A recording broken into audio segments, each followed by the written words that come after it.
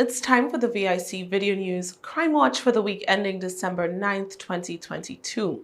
We begin in Trinidad, where an investigation has been launched into the circumstances by which two men died at the hands of police earlier this week.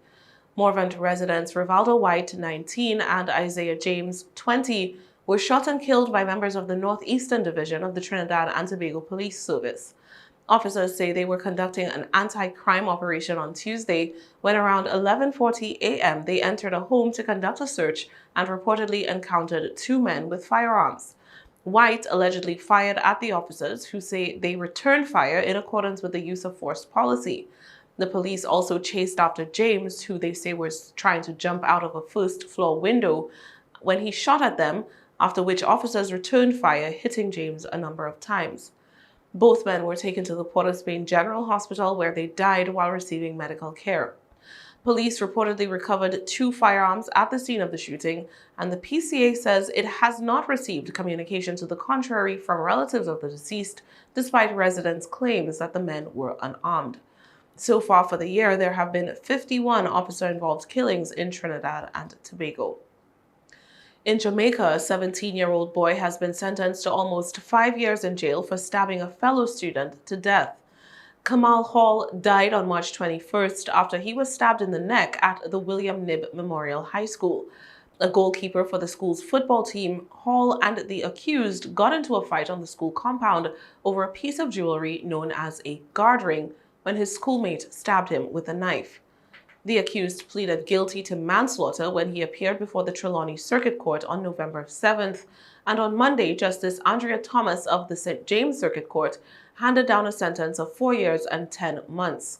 Justice Thomas says she considered a number of factors in calculating the sentence, including the defendant's age, his guilty plea, and a psychological report submitted ahead of the sentencing hearing.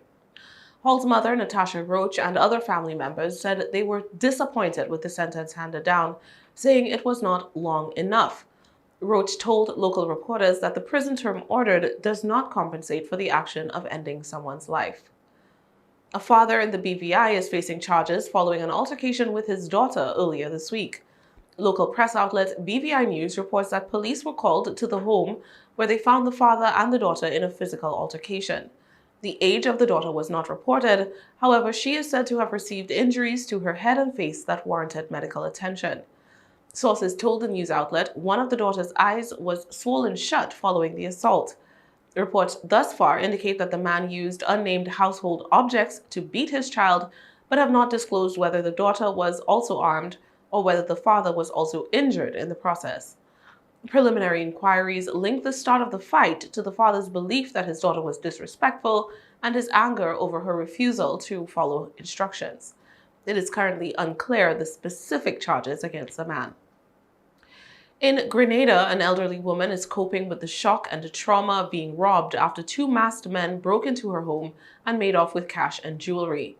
79-year-old Ruby Baptiste, who lives alone, says that the men came through a window at the front of her house at around 1 a.m. on Tuesday, unplugged the telephone and internet router, came into her bedroom, and tied her up.